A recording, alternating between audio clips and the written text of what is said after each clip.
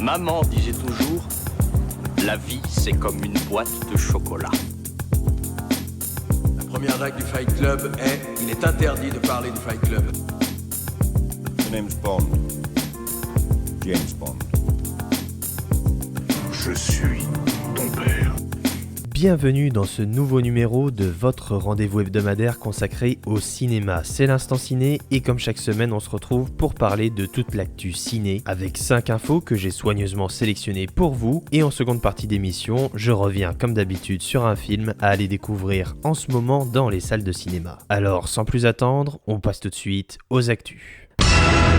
Notre première info, c'est celle qui a secoué le monde du cinéma français et international depuis hier. L'acteur français Gaspard Ulliel est décédé à l'âge de 37 ans, c'est l'AFP qui a rapporté l'information. Il avait été hospitalisé dans un état grave et son pronostic vital était engagé depuis mercredi et dans l'hôpital de Grenoble suite à une chute de ski. Et donc l'acteur de 37 ans a succombé à ses blessures. Alors un acteur doublement césarisé et par ailleurs toutes les chaînes télé se mettent à programmer ses films, donc jeter un coup d'œil au programme télé pour découvrir peut-être ou redécouvrir son cinéma. Entre autres, vous pourrez découvrir notamment un film qui lui a valu l'Oscar du meilleur acteur, ça s'appelle Juste la fin du monde, c'est de Xavier Dolan, c'est sans doute l'un de mes films préférés avec Gaspard Ulliel. Il sera le 21 janvier sur Arte à 20h55 et à retrouver sur la plateforme arte.tv gratuitement. On continue dans les news avec une actu qui nous est rapportée par Deadline. Le cinéaste coréen Bong Joon-ho, qui a notamment réalisé le célèbre Parasite, réalisera l'adaptation du roman de science-fiction intitulé Mickey 7 chez la Warner et Robert Pattinson est actuellement en discussion pour être le rôle-titre de ce film donc de science-fiction. Bong Joon-ho qui revient à la science-fiction après Snowpiercer, qu'il avait fait avec Chris Evans. Donc voilà, un nouveau projet pour le réalisateur oscarisé depuis Parasite. Mickey 7, ça sera chez la Warner. Maintenant, faisons un petit tour des dernières bandes-annonces qui sont sorties cette semaine. On a eu une énième bande-annonce pour le film Morbius. Le film arrive enfin le 30 mars prochain au cinéma. On a également eu les toutes premières images du film Maigret, le film avec Gérard Depardieu, c'est à découvrir le 23 février prochain au ciné. Et enfin, nous avons eu la bande-annonce du film Un fils du Sud, un film produit par Spike Lee et qui sera à découvrir le 16 mars 2022 au ciné. Toujours dans les actus, le tournage du second volet des aventures du super-héros Marvel Black Panther, intitulé Black Panther Wakanda Forever, va enfin reprendre. Le tournage va enfin reprendre, notamment après le retour de l'actrice Letitia Wright, qui était blessée suite au tournage. Et c'est la BBC News qui rapporte cette information, puisque le tournage va se poursuivre à Londres, toujours sous la direction de Ryan Coogler. Le prochain film Batman, The Batman, qui sera à retrouver début mars au cinéma, s'affiche avec une série de nouvelles affiches, mais également des détails, notamment concernant la durée du film. Une durée qui sera de 175 minutes, à savoir 2h55 de film. C'est le producteur Michael Uslan qui vient de confirmer cette durée. La durée qui avait fuité sur le site de cinéma IMDb. Donc ce Batman sera en fait le film Batman le plus long jamais réalisé. Un film donc de Matt Reeves avec Robert Pattinson et Zoe Kravitz, à découvrir début mars au cinéma. Et c'est maintenant l'heure du film de la semaine. Et cette semaine, j'ai envie de vous faire découvrir un film américain, un film réalisé par Guillermo del Toro, le cinéaste légendaire qui revient à la réalisation. Au casting, on retrouve entre autres Bradley Cooper, Cate Blanchett, Rooney Mara ou encore Willem Dafoe. Et ça s'appelle Nightmare Alley.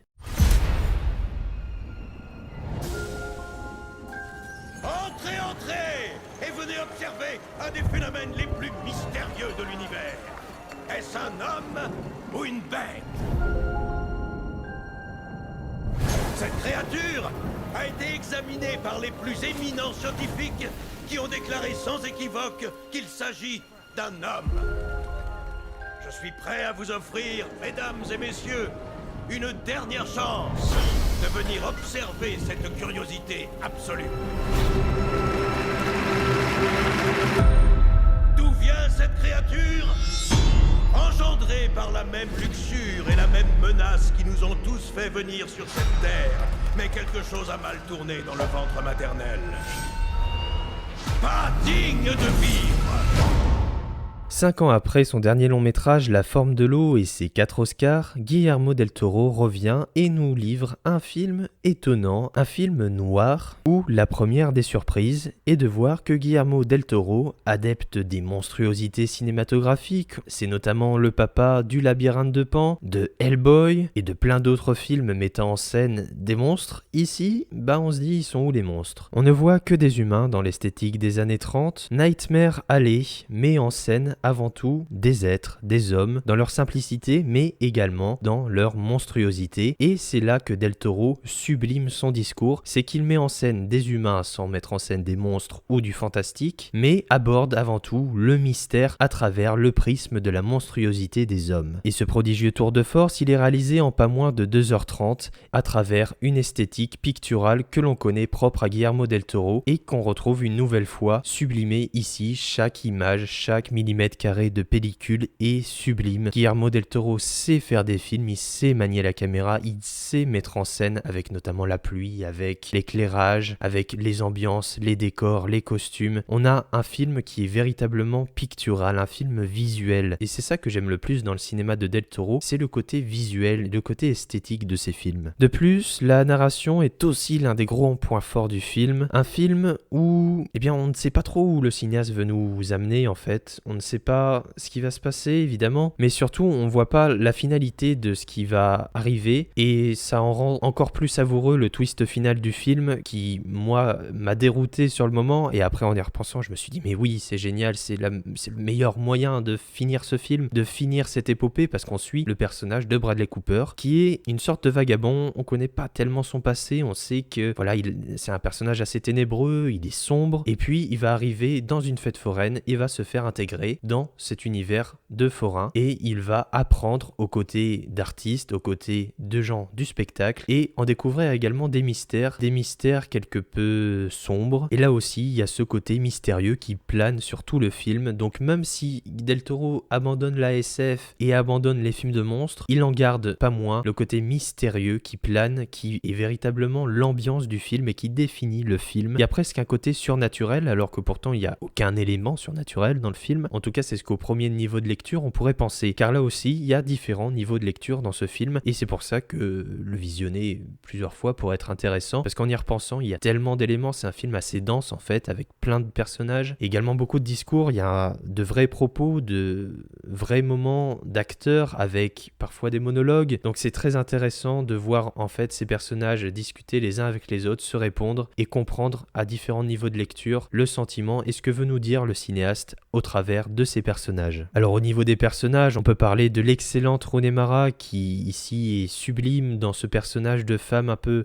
candide mais néanmoins assez forte qui dégage un côté bestial, un peu enfoui. Également le personnage de la femme fatale incarnée par Cate Blanchett qui est vraiment sublimée ici dans ce film au travers de la mise en scène de Del Toro ou encore Willem Dafoe qui est comme à son habitude parfait dans tous les rôles qu'il fait, c'est incroyable cet acteur, il réussit parfaitement tout ce qu'il fait. Bref, que vous dire de Nightmare Alley si ce n'est que c'est une fable sombre, un film noir déroutant et en même temps savoureux par son côté mystérieux, par la mise en scène, par le moindre centimètre carré d'image et de musique aussi. J'ai oublié de parler de la musique, mais de la musique est fantastique dans le film, elle est incroyable et accompagne vraiment le récit et Del Toro s'accorde à mettre en scène à la fois des images et du son, de la musique. Encore une fois, il manie parfaitement tout ce qu'il touche, c'est un des meilleurs cinéastes de genre actuellement et il arrive à faire des films de genre avec un budget de pas moins de 60 millions de dollars je crois. Oui c'est ça, 60 millions de dollars pour un film de genre qui est sublime, qui est impressionnant. C'est vraiment l'un des plus grands réalisateurs actuellement de son époque et encore une fois Nightmare Alley est la preuve de tout le talent de Guillermo del Toro.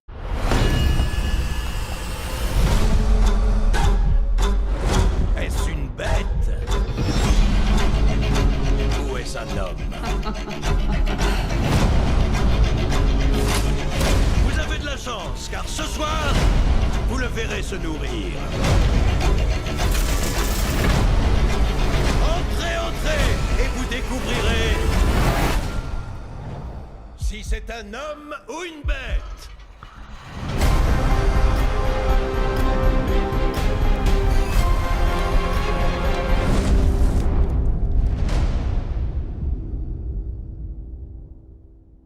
Voilà, c'est tout pour cette semaine, vous l'aurez compris, je vous encourage à aller découvrir Nightmare Alley au cinéma, je vous encourage également à vous abonner pour avoir directement chaque émission dès leur sortie. Vous pouvez bien sûr me suivre sur Twitter et Instagram pour être au courant des dernières actus ciné, les liens sont comme d'hab dans la description. Voilà, bonne fin de semaine, bon week-end, on se retrouve la semaine prochaine pour un nouveau numéro de l'Instant Ciné, plein de cinéma comme d'habitude. Alors je vous dis à la semaine prochaine.